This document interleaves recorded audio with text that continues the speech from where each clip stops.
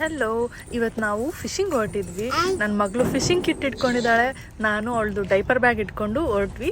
So ಇಲ್ಲಿ ಬಂದ್ವಿ ನೋಡಿ, ಪ್ಲೇಸಲ್ಲಿ ಎಷ್ಟು ದೊಡ್ಡ ಪಾರ್ಕಿಂಗ್ ಸ್ಲಾಟ್ ಇದೆ. ಇಲ್ಲಿ ಮುಂದೆ ವಾಕ್ ಮಾಡ್ತಾ ಬಂದರೆ ಎಲ್ಲರೂ ಬಾರ್ಬಿಕ್ಯೂ ಮಾಡ್ತಾ ಇರೋದು ನೋಡ್ಬೋದು. ಮತ್ತು ಇಟ್ಸ್ ಎ ರಿವರ್, ಅಲ್ಲಿ ಬೋಟಿಂಗ್ ಮಾಡ್ತಿದ್ದಾರೆ ಮತ್ತು ಫಿಶಿಂಗ್ ಮಾಡ್ತಿದ್ದಾರೆ. ಸೊ ಬೇಸಿಕಲಿ ವೆದರ್ ಚೆನ್ನಾಗಿ ಆಗ್ತಿದ್ದಂಗೆ everybody comes out for a outdoor activity. ನಾವು ಅಲ್ಲಿ ಬರ್ತಿದ್ದಾಗೆ ಆ ಕ್ಯೂಟ್ ಬಾಯ್ ಒಬ್ಬ ಪಾಪುಗೆ ಈಸ್ಟರ್ ಎಗ್ ಕೊಟ್ಟ.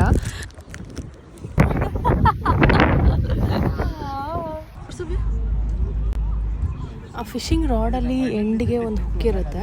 ಸೊ ಆ ಹುಕ್ಕಿಗೆ ವಾಮ್ಸ್ನ ಆ್ಯಡ್ ಮಾಡೋದು, ಅಟ್ಯಾಚ್ ಮಾಡಿಬಿಟ್ಟು ಇವಾಗ ಫಿಶಿಂಗ್ ಸ್ಟಾರ್ಟ್ ಮಾಡಿದ್ವಿ. ನಾವು ಬಂದ ತಕ್ಷಣವೇ ಅವರಿಗೆ 3 ಫಿಶ್ ಒಟ್ಟಿಗೆ ಸಿಕ್ತು. ನೋಡಿ, ತುಂಬಾ ಸರ್ಪ್ರೈಸಿಂಗ್ ಆಗಿತ್ತದು.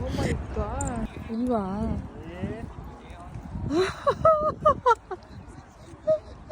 ನೋಡಿ, we got to it was so exciting.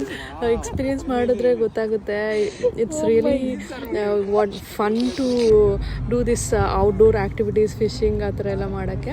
ಆಮೇಲೆ ನೋಡಿ, ಇದೇ ನಮ್ಮದು ಅಪಾರ್ಟ್ಮೆಂಟ್. ಈ ಅಪಾರ್ಟ್ಮೆಂಟ್ ಆಪೋಸಿಟಿಗೆ ಈ ರಿವರ್ ಇರೋದು. ಆ್ಯಂಡ್ ದೆನ್ ನೆಕ್ಸ್ಟ್ ನಾನು ಸ್ಟಾರ್ಟ್ ಮಾಡಿದೆ ಫಿಶಿಂಗ್ ಮಾಡೋದಕ್ಕೆ. Even I got A fish, ಒಂದು ಸಿಕ್ತು ನನಗೆ. I was really excited. ನಂಗೆ ತುಂಬ ಖುಷಿ ಆಗ್ತಾಯಿತ್ತು. ನಂಗೆ ಇದೆಲ್ಲ ತುಂಬ ಇಂಟ್ರೆಸ್ಟಿಂಗ್ ಆ್ಯಕ್ಟಿವಿಟೀಸ್. ಆ್ಯಂಡ್ ಇವಾಗ ಉಕ್ಕಿಂದ ಫಿಶ್ನ ತೆಗೆದ್ಬಿಟ್ಟು ಇಟ್ಕೊಂಡ್ವಿ.